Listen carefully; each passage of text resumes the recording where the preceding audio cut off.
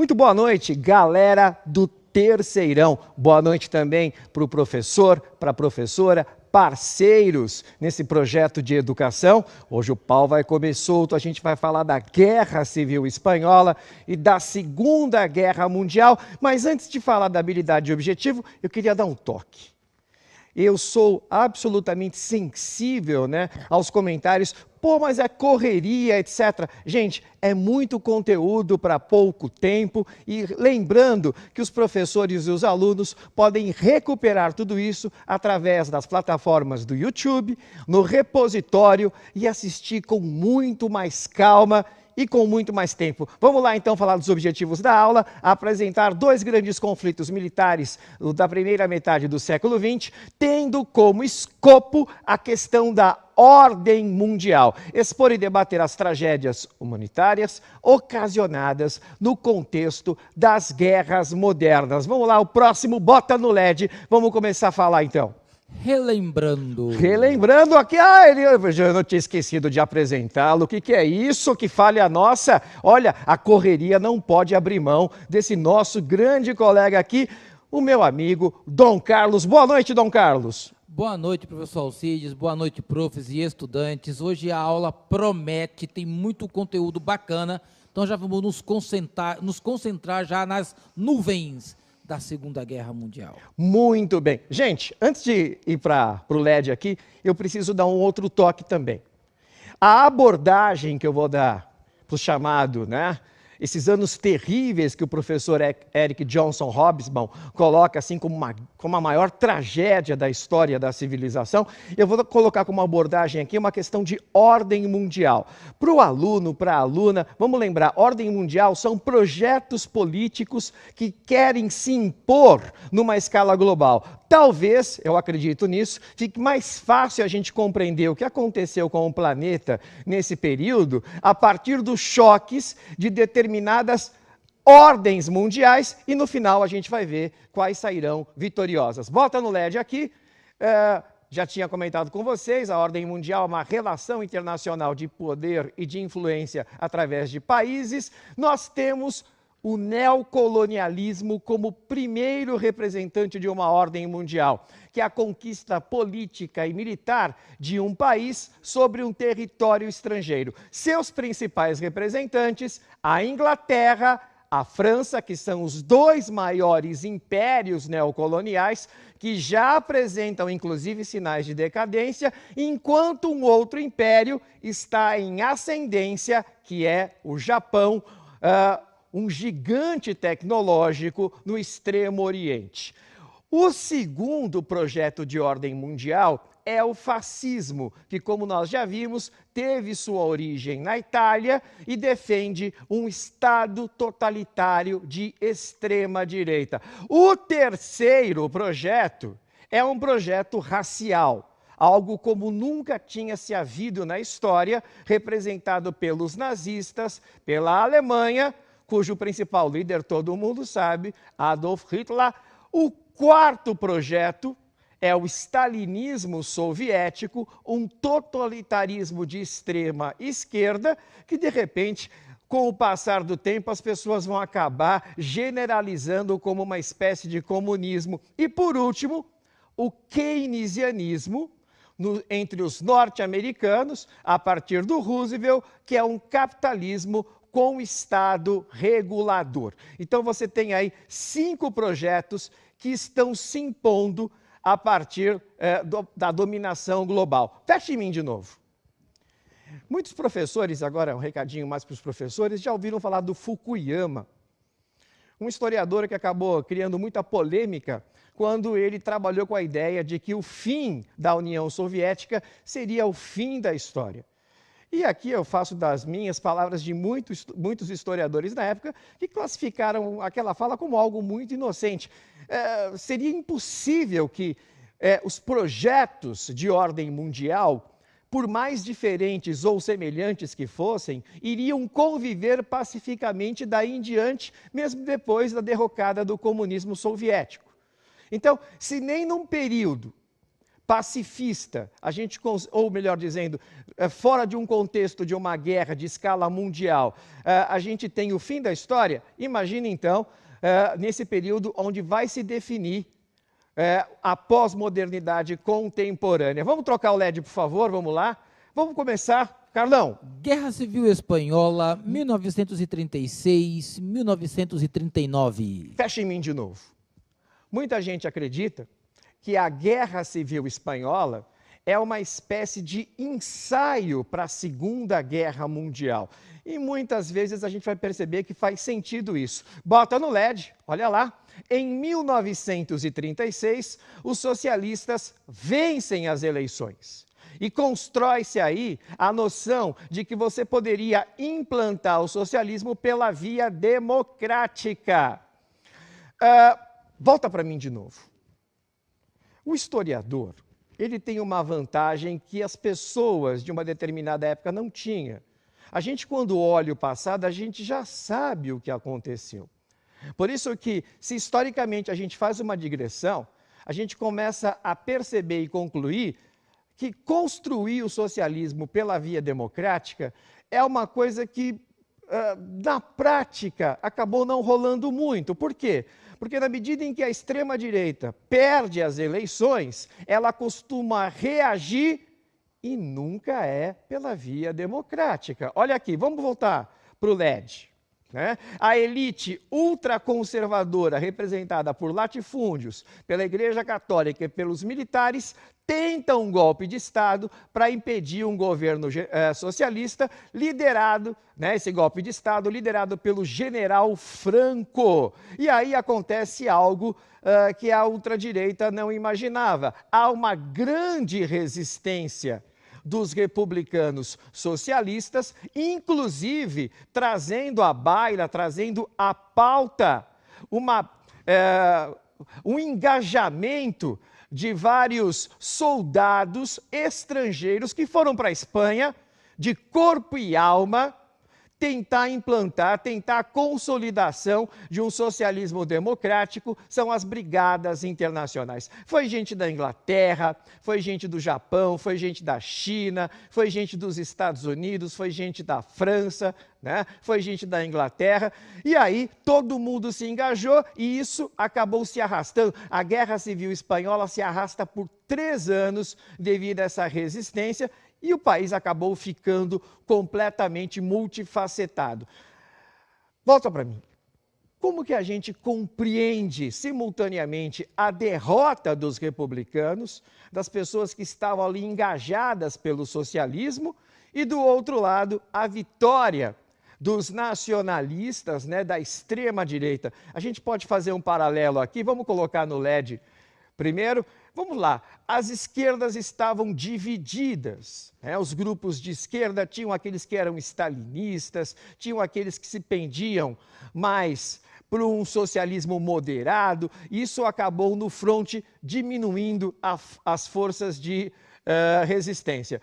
Nós temos algumas imprecisões militares e culturais. A Espanha era um país extremamente católico, né? E determinadas decisões não levaram isso em consideração e acabaram tendo da população uma resposta muito adversa. E o último comentário, eu já tinha comentado, já tinha feito com vocês, né? A via democrática pelo socialismo é algo complicado que passa por um consenso do qual a extrema-direita quase nunca aceita. Já a vitória dos nacionalistas, ela teve como chave o apoio nazi-fascista. O Hitler usou o teatro de guerra da Guerra Civil Espanhola para fazer uma espécie de ensaio da Luftwaffe, né, a Força Aérea Alemã, enquanto o Mussolini a usou para treinar os seus novos blindados. E o general Franco acaba vencendo.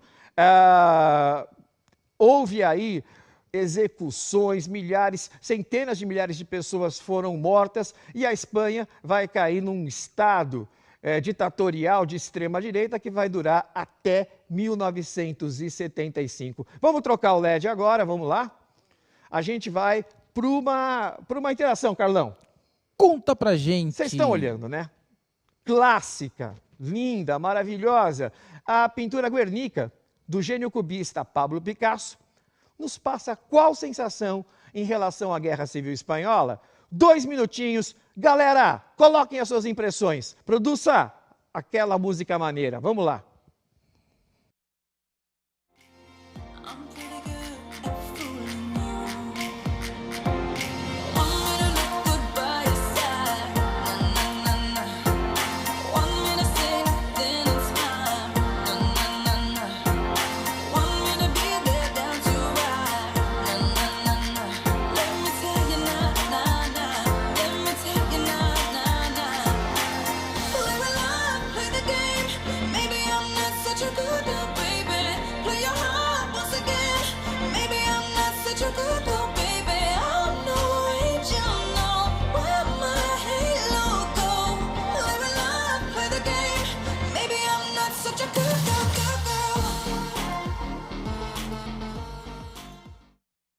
Voltamos para a interação. A turma vai aí colocando as respostas que eu vou estar coletando e aqui contemplando as respostas de vocês.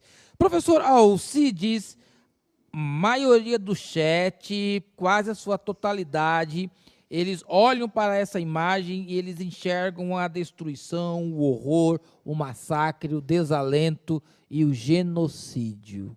Muito bem colocado. Lembrando que essa obra do Picasso, ela passa uma sensação de claustrofobia, muito embora, como o gênio que ele era, isso foi construído através de analogias. E um bafão legal para saber é que quando ela foi exposta em Paris, um general nazista, de muito má vontade, olha para o Picasso e diz: foi você que fez isso aí? E o Picasso vira para o general e diz: não. Foram vocês nazistas. Vamos trocar a tela agora, vamos entrar para valer na Segunda Guerra Mundial. Apresenta para nós. Segunda Guerra, 1939-1945. Antecedentes da Segunda Guerra, você tem o expansionismo alemão pela via diplomática. Fecha em mim rapidinho. Gente, Hitler, ele pode ser considerado, por mais incrível que pareça, um estadista até 1939, porque ele conseguiu expandir o Reich, fazer o rearmamento da Alemanha, né, trazer para o Império Nazista partes da Tchecoslováquia, depois a Tchecoslováquia inteira, a Renânia, sem disparar um tiro, tendo como plataforma aí primeiro o medo que ele percebeu, né? A cautela que ingleses e franceses demonstraram de uma forma muito medrosa em virtude de se evitar uma Segunda Guerra Mundial, e o Hitler cresceu no medo deles. E a segunda coisa foi um discurso dizendo que o crescimento da Alemanha nazista o levaria em direção a uma guerra com Stalin, que a gente vai perceber que não é isso que vai acontecer num primeiro momento. Vamos voltar para a tela de novo. A Itália se expande invadindo a Etiópia. Ingleses e franceses apostam num conflito nazi-soviético.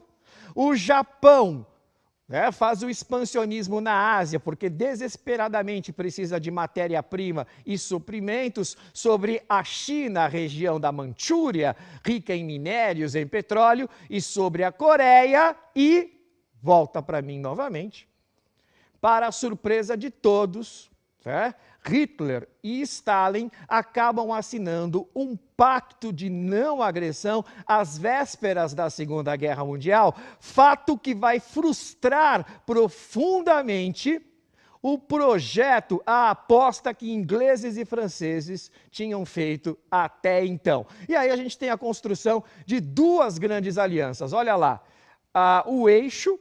Essa construção acontece no decorrer da Segunda Guerra Mundial, representado pela Alemanha, pelo Japão e pela Itália, o famoso Pacto Roberto, Roma, Berlim e Tóquio, e os aliados, representados pela Inglaterra de Sir Winston Churchill, pela União Soviética, que vai entrar na guerra só em junho de 1941, liderada por Joseph Stalin, e pelos Estados Unidos, que declaram que vão se engajar na guerra também a partir do ataque de Pearl Harbor em dezembro de 1941, liderado pelo Roosevelt. Volta para mim de novo. Nossa, alguém deve estar pensando, mas que loucura, professor!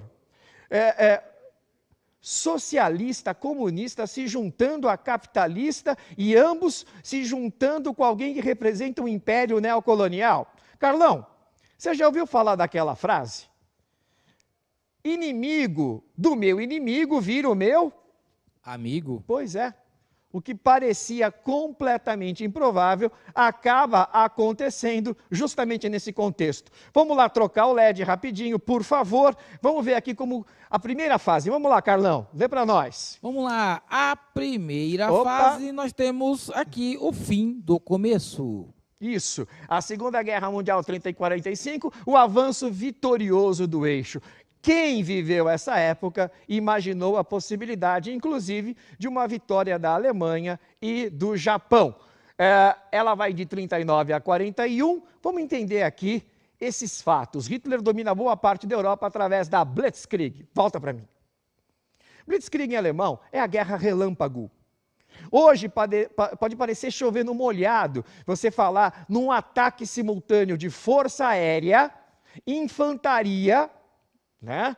E você tem uma marinha de guerra também. Só que na época isso foi uma estratégia revolucionária, né? Por isso que o Hitler chama de a guerra relâmpago. E lembrando que o avanço da infantaria não acontece mais com soldados ou cavalos, como era até então na Primeira Guerra Mundial, e nem trincheiras. Ela acontece com blindados. E isso dá um movimento e um poder letal muito maior sobre os inimigos. Por isso que a Polônia, numa questão de semanas, é rapidamente, facilmente derrotada pelos nazistas, dando início à Segunda Guerra Mundial. Olha lá, a Inglaterra isolada resiste.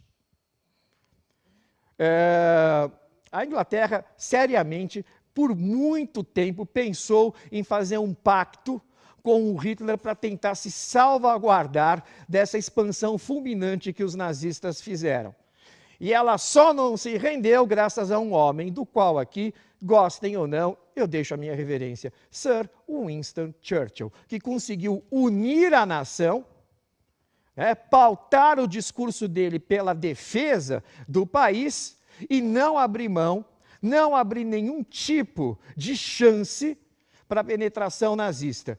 A gente não pode esquecer que a Inglaterra ficou praticamente um ano sozinha contra a maior máquina de guerra da história, a Wehrmacht alemã. Vamos voltar aqui. A França é dividida e se torna um país satélite nazista, algo que os franceses até hoje não gostam de lembrar, né? O centro-sul da França vira um estado títere, enquanto o norte é anexado ao Reich.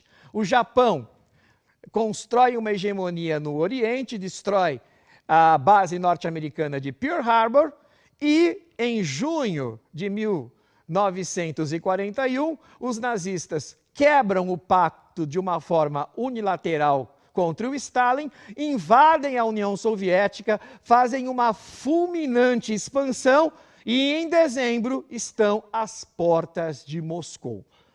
Quem viveu esse retrato da Segunda Guerra Mundial imaginava que a vitória seria do eixo. Vamos trocar o LED, vamos lá, rapidinho.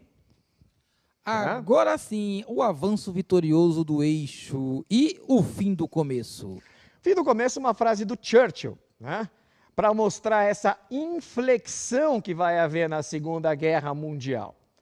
É muito curioso, eu nem coloquei o nome dele aqui, mas se tem uma pessoa que a gente não pode esquecer quando a gente fala da Segunda Guerra Mundial, é o Marechal Zhukov, da União Soviética. Não teve nenhuma batalha que parecia impossível de ser vencida, em que o Marechal Zhukov foi lá e deu conta do recado. Ele vai conseguir fazer a defesa de Moscou. Pela primeira vez na história se prova que a máquina alemã não é invencível, mas a grande virada na frente oriental da Segunda Guerra Mundial acontece com a vitória comunista na Batalha de Stalingrado, né? Pena que a gente não tem tempo aqui de falar sobre táticas de guerra, mas é um negócio muito louco. O professor de história tem essa possibilidade de fazer com os seus alunos. de repente, pode inspirar até a construção de um futuro gamer. Afinal de contas, a Segunda Guerra Mundial inspira bastante isso. Nós temos a contraofensiva aliada em 44-45, cuja principal marca é o dia D, quando as forças aliadas, principalmente ingleses, norte-americanos e canadenses, libertam o norte da França. Em 1º de maio de 1945, vem aqui comigo, olha lá, vocês estão olhando. A contraofensiva comunista acontece no leste, e em 1º de maio de 45, uma data extremamente importante, o Dia do Trabalhador, os soviéticos tomam Berlim, né? Estados Unidos e Inglaterra conseguem libertar o norte da África, rompem pela Itália, mas os nazistas colocam feroz resistência na Itália. Por isso que a Inglaterra, os Estados Unidos, o Canadá, os aliados entram pelo norte da França. E a Alemanha acaba se rendendo, todo mundo sabe. Em 30 de abril de 1945, Hitler vai meter uma bala na cabeça.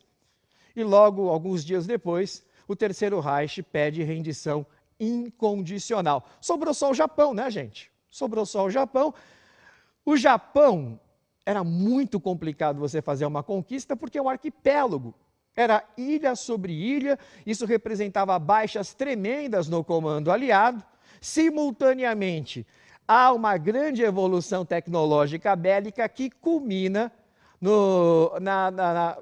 da produção de 2 artefatos atômicos, né? O projeto Manhattan. E eles acabarão, isso é extremamente polêmico, né? É muito complicado, eles acabarão sendo usados em Hiroshima e Nagasaki, causando assim a saída do Japão, outro grande derrotado da Segunda Guerra Mundial. Vamos trocar o LED agora rapidinho, nosso tempo está acabando. Carlão! Jogo pedagógico! Jogo pedagógico, eu sou uma pessoa, coloca na tela primeiro aí. Vamos lá? Lutei na Primeira Guerra Mundial. Vai olhando se tem professor que já consegue logo de cara. Hitler zombava da minha idade, zoava do meu porte físico e tirava um barato dos meus hábitos. Apareceu alguém aí? Ainda não. Ainda não. Lá, galerinha. Vamos lá pro terceiro. Ganhei um Nobel em literatura. O cara não era fraco não, hein? Já apareceu uma resposta boa Já aqui. apareceu uma resposta. E a quarta? Meus discursos foram icônicos, históricos, estão até na introdução de uma música do Iron Maiden. Apareceu aí quem já deu a resposta? Agora a galera saiu falando o nome. Muito bem, coloca na tela, por favor, vamos lá. Eu sou Sir Winston Churchill. Muito bem, Churchill, como dizia a rainha Elizabeth II, Churchill. Vamos para o próximo slide, vamos lá, bota no LED, a Segunda Guerra Mundial. Quando a gente fala da Segunda Guerra Mundial, é inevitável a gente falar de atrocidades. E entre essas atrocidades, nós temos aí a questão do Holocausto, cuja principal vítima foram os judeus, mas nós tivemos também comunistas, homossexuais, ciganos, testemunhas de Jeová. Né? Na União Soviética, nós tivemos a guerra de aniquilamento. O Hitler, ele declara que a invasão sobre o território soviético não tinha que ter feito prisioneiros, né? E aí você tem 20 milhões de soviéticos que morrem na campanha nazista na frente leste. Nós temos aí também uma questão que os alunos sempre me perguntam. Fecha aqui, eu sei que está acabando o tempo, mas eu preciso falar isso. Por que o Hitler tinha tanto ódio de judeu?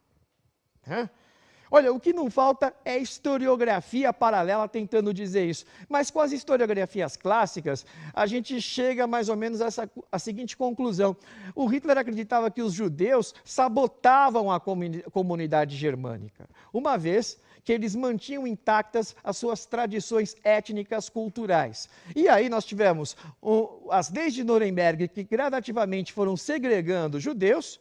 Nós tivemos também uma maciça antipropaganda e, não podemos aqui passar o pano, boa parte dos alemães ficaram quietinhos, faziam de conta que não estavam vendo o que estava rolando, e o silêncio, numa situação dessa, acaba sendo cúmplice. Vamos trocar aqui slide rapidinho. Atrocidades japonesas aconteceram na China e na Coreia. Nós tivemos aqui muita coisa ligada a genocídio. A FIFA em 2002, organizou uma Copa do Mundo para tentar reaproximar esses dois países, mas quem olhou as tribunas de honra percebeu que tanto o premier coreano quanto o premier japonês não se contemporizavam muito. Vamos trocar aqui o slide, está acabando a aula, Carlão. Outra, o ataque nuclear de Hiroshima e Nagasaki, né? É considerada também uma atrocidade, embora alguns historiadores digam que os Estados Unidos acabaram encurtando a guerra ao fazer isso. No final, vamos trocar aqui o LED rapidinho? Eu tenho aqui algumas recomendações de filme, o professor pode ver com os seus alunos, ou os alunos também podem ver, o acesso é fácil. Terra e Liberdade, Círculo de Fogo, que filme! Que filme! E muito fácil de conseguir. E o Corações de Ferro, que as meninas adoram, tem o Brad Pitt. Muito bem, Carlão, estamos chegando no final, né? Correria, mas espero que ele tenha rolado. Queria agradecer você, parceirão. Valeu, Carlão, obrigado. Legal, galerinha, não deixe de avaliar a aula no final. Procure aí os filmes e as bibliografias para que vocês possam ler mais sobre a Segunda Guerra Mundial. Valeu, cara. Avalie, até a próxima aula. Tchau.